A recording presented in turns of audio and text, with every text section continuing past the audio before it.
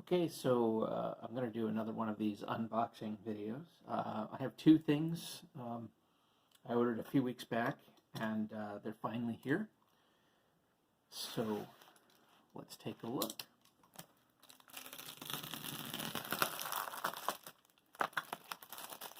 Knife safety is important. Don't pay attention to how I'm using it. So let's see, what do we have? What do we have? What do we have? We have Bayt Al Azif issue 2. Excellent. So this is the magazine for Cthulhu Mythos role-playing games. I already looked at issue 1 a few weeks back. Let's see what we've got in here. I'm enjoying a little rum and coke, so don't mind me.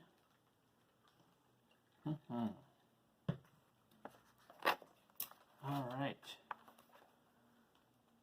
House of the Unholy, not sure. Sacrifices. This looks like. Okay, so like sort of letters to the editor kind of thing. All right, Cthulhu 2018. This is, we have the update for what was going on in 2018 that is related to Mythos role-playing games. Cool. Nice. A little thing on Delta Green. Man, Delta Green is just, it's one of those games that has always appealed to me. I really want to try it. I loved the original 2 Delta Green book from Pagan Publishing. Absolutely loved the setting. I loved the whole alternate version of the 20th century that it tells. I don't think I would be any good at running a Delta Green game. I would like to play in a Delta Green game. It gets so darn dark. I just don't know that I would be especially good at the kind of conspiracy theory stuff that it has. Okay, Chaosium's new Mask of Nyarlathotep. Oh my gosh, my dream campaign. At some point I will run it. A thing on Pelgrane's Yellow King. Excellent, I do have that. I got a chance to play in a scenario set, I think, in the Wars at a convention back a couple of years ago. And it was really neat. It's different. I'm curious. I'm not sure on it. Terror Australis, that's Australis, I can't say words. That's something I want to check out quite a bit. Devil's Swamp, looks like it's got some snake men.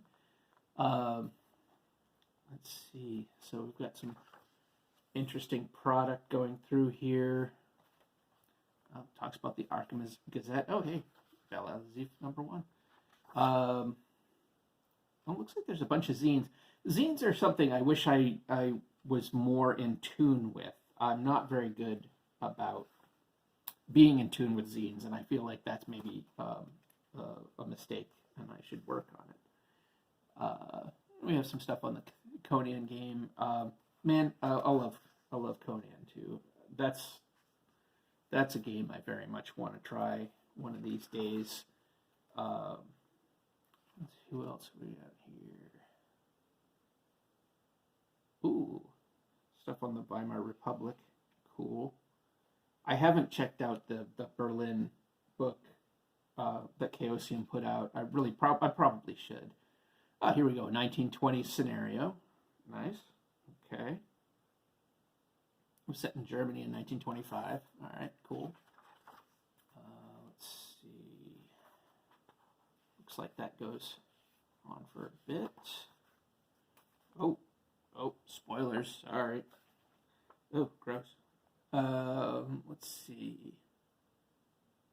What is this? Oh, okay. Interview. Cool. We look back at, I don't know if this is the first edition or certainly one of the early editions of Mask of Nyarlathotep, an earlier edition than I had. Oh, and we're looking through it through the ages. Cool. Ah, man. Oh.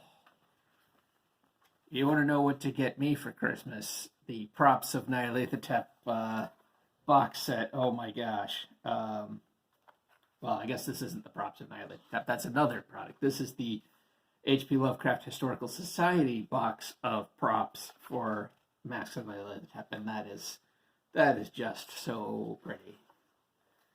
All right, what else we have here? Another site of antiquity. Cool. A 19th century scenario. Where do we have late Victorian? I'm assuming it's probably going to end up being in England. I'd like to see some more 1800 stuff. I know they've done Down Darker Trails, but I'd like to see some more 1800 stuff that maybe isn't quite so England-centric. But I mean, like a world-hopping campaign from the 1800s would be interesting. You know, I'd like to see something like that. Something that really dips into the politics and the events of that decade. Let's see. What else do we have in here? Lots and lots of stuff. This is definitely a thicker issue. It's a little more expensive, but it's got more stuff inside of it. Adapting a scenario. See, I still have to actually sit down and really read this. Read these volumes. Nice. I can't speak French to save my life, but the Beasts of Gévaudan, if I'm saying that at all correct, is such a neat little story. And so here we have a scenario getting involved with that. So something set in the 1700s. Cool. I really enjoy the absolutely ridiculous movie Brotherhood of the Wolf. The movie that is every genre except teen comedy and I don't know what else. I feel like teen comedy might be about the only genre it doesn't dip into. Oh, nice. An interview with Lynn Hardy. Her new campaign is out in PDF and coming out in print at some point. And it sounds really interesting. So I'll look forward, one, to reading this interview, but also I look forward to hearing about that new campaign and how anybody's tried it. You know, I think masks and horror on the Orient Express have been around for so long and they're so well known within the community that it's like, oh, now there's some new campaigns coming out and I want to find out how people are doing with it. And I know Seth Skorkowski, of course, did that whole thing on the is it Two-Headed Serpent, I think, which was great, and it sounds like a blast of a campaign. But I want to find out more about some of these other campaigns that are coming out. And yeah, maybe I should try running one of them, but we'll see. Okay, game review on, it looks like the original Call of Cthulhu, and then we have more comic strip contributors. Okay, so cool. Second issue of this looks good. Looks like quality stuff. I have to actually read the first issue. That would be a smart thing to do. And second object we have. What do we have in this bag? I know what we have in this bag, and it's very exciting. Oh yes. It's the Alien starter set. So I absolutely loved Tales from the Loop. I think it's a great RPG. I think it's a fantastic book. I love the system, and I've always loved Alien. Alien is one of my favorite films. It taps into some of what I love about mythos stuff. I think it really gets into the nature of a universe that doesn't care about people. I think it's a beautiful movie. I think the xenomorph, it wasn't called that until the second film, but whatever. I think that the alien is just an absolutely beautiful creature. I find it very fascinating. I find the setting really interesting. Excuse me. I never picked up the old RPG from the 80s. I don't even remember who put that out. But I didn't get it. I have heard mixed reviews about the game itself. But I did pick up Alien and from Free League. And I really, really liked it. I recently read it and I really liked it. I like the system a lot. It's the same general, some modifications, but very similar to Tales from the Loop. And I I picked up the basic book, which has the campaign mode, which I'm very interested in. There's the cinematic, which is like, you're going to run up against a xenomorph in the cinematic game, and chances are most people aren't going to make it out. In the campaign mode, it's more, it can be long term. You can tell longer stories. Maybe the xenomorph never shows up. Maybe it shows up once in a great while. But you're really exploring the universe, and I feel like it taps into a little bit of what I want out of something like a Traveler or a Firefly or something like that. But it still has a little bit of that grim survival horror vibe to it. I like the non-supernatural danger of the universe out there. So I ended up getting a really, really good deal on this box set, and I wanted to get it because it has some of the things that I'm kind of curious about. Also, because of the deal I got, it ended up like these dice which they sell are neat and not absolutely necessary. If you've got 6-sided dice, you can work something up and it's all right. But they're kind of handy to have the actual dice as they are with the symbols that they have on them. And the dice are kind of crazy expensive. So honestly, I think what I paid for this whole box set was about the price of if I had bought these dice. So anyhow, I did. This has some of the cards. I'm curious about the cards. I have some idea about how some of these cards work. I am kind of getting into the idea of, not for every game, but for certain games, having cards or handouts to give to your players around the table that might cover something. So if I'm running Dungeon Crawl Classics for people around a table, I've been running it a little bit for some people online, and this doesn't help. But if I'm running it for people around a table, it would be nice if I have a magic item that I want to give out to them, that I can just hand them like a 3x5 card with that magic item, its rules, its explanations, and everything on that card. And I'm just kind of enjoying that idea. And I haven't even done very much of it. Most of the time when I've done handouts, it's been Call of Cthulhu, and it's like clues and that sort of thing. But I'm warming up to the idea. So I think some of this, the cards, I think maybe some of that. I know that there's stuff with agendas where you can hand out a secret agendas to your characters, so that they might have something to get into beyond what's obvious, and I don't know. I think that can be fun. So what else comes with this box set? It looks like a really big map. So we have. Okay, so it's sort of a reproduction of the map that's inside the basic book. This is nice. This is the kind of thing I would love to get like laminated and or framed. Obviously, framing wouldn't work on this so much because it also has maps of some of the ships on the back. But boy, I'd love to get it, really nicely laminated. What else do we have here? Some pre-generated characters.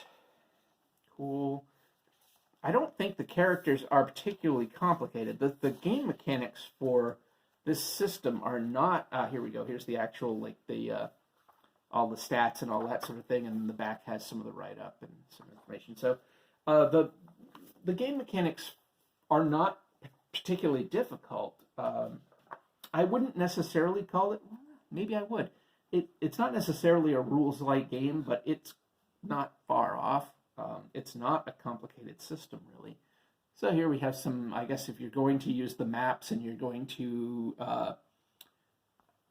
use some of these little tokens that show little sensor blips, and then, oh no, it's aliens. So, okay, that's cool. I tend to do a lot of theater of the mind stuff, and I don't know. Sometimes I regret that I don't do more with miniatures or representatives of maps and stuff. And I think maybe, certainly if I'm going to run more Dungeon Crawl Classics, maybe I need to get more into that. So we have There's the adventure, Chariot of the Gods, I can speak. I have not read this. I'm not going to read this. There's a possibility that a friend of mine is going to run this sometime coming up, so I'm going to not read this scenario. And then we have the rule book, which, from what I understand, really focuses on, in this box set, focuses on the cinematic style of play. So it's really intended more for one-shots. I know, again, I keep referencing him, but Seth Gorkowski did a review of this where he got into a little bit more detail about what it does. I don't know for sure if this gives you character creation. I think it seems almost 50-50 these days, where some starter sets really give you everything you absolutely need. You know, they give you the rules, they give you the character creation, they give you all that, and then maybe a little starter adventure or something, so that if you absolutely had to, you have enough to run with just the starter set. Now, some of the other starter sets that are coming out these days really, they don't have that. They're more limited on what is presented, with the idea, understandable from a business perspective, but the idea that they want you to have a taste, and then they want you, if you really want to play, if you want to make up your own stories, and you want to do your own stuff, and you want to make your own characters, well, then you should buy their full game. And I understand that thought, but I appreciate when that isn't the way it's done. The Call of Cthulhu box set for the starter kit being an example. I'm not sure on this one if it's one of those or not. But whatever the case, I think this looks very cool. Again, I got this for a steal, so I can't complain at all. And honestly, part of it was getting the physical things, getting the dice and the cards and the map, was part of my reason for getting this in the first place. Am I going to get a Game Master screen for it? I don't know. I don't tend to use Game Master screens, but again, I'm trying to evolve as an RPG player and Game Master, so we'll see. So yeah, that was it. It was Alien, the starter set, and Bayt Al Azif, issue number 2. Cool looking stuff. More to come. I'll talk to you soon.